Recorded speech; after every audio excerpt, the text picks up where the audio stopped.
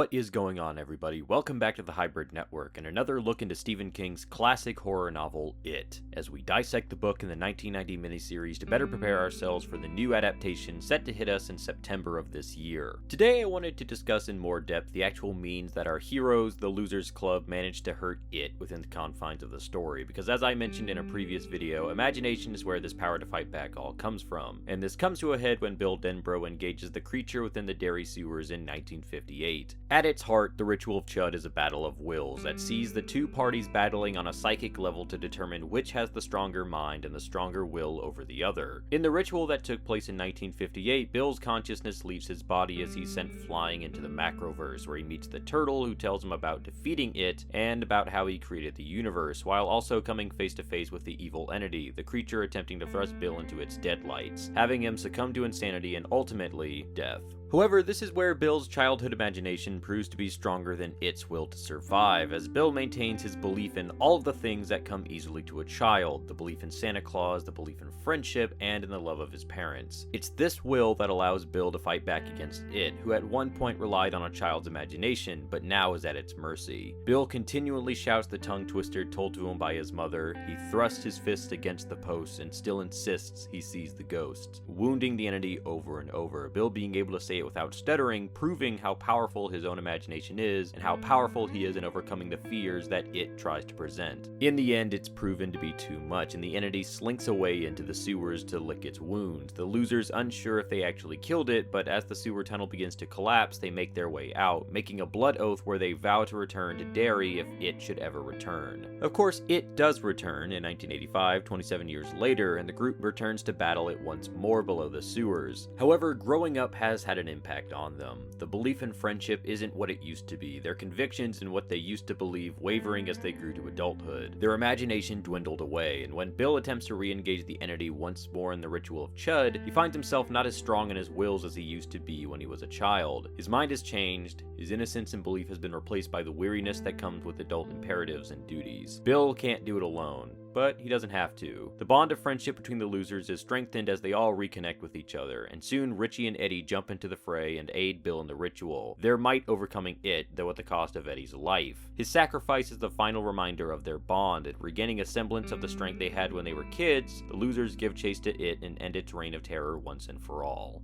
As hard to believe as it is, the ritual of Chüd doesn't have any more importance outside of It. It doesn't appear in any other Stephen King book, most notably in The Dark Tower, making this the sole appearance of the ritual. Still, that doesn't mean there's nothing else to really draw a comparison to. The most that I can compare the ritual of Chüd to is a spiritual practice found primarily within Tibetan Buddhism, Chöd. The actual practice goes pretty in depth into the basic tenets of Buddhism, so I'd recommend if you want to learn more about the practice to look it up yourself. It's actually pretty interesting, but here's the Cliff Notes version. Chöd, known as cutting through the ego, is a practice in which one gains insight into the idea of the anatta, or the no-self within Buddhist teachings, basically the idea that the preserving of a sense of singular importance and the maintaining of a soul or essence in living beings is wrong.